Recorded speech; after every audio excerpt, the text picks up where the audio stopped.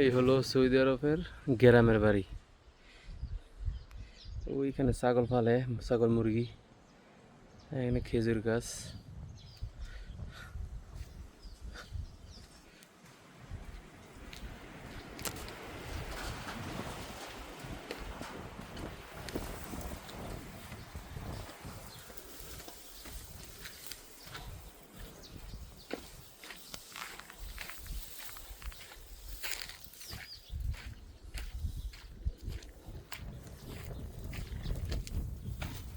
কি ভয়ানক, মানুষ আস্তে আস্তে বাড়িঘর বানতেছে এখানে। এগুলো রোড, বাড়িঘর বানতেছে। বাড়িঘর বলতে একটা ক্লাব টাইপের আর কি, যেটা আমরা বাংলা বাড়ি বলি।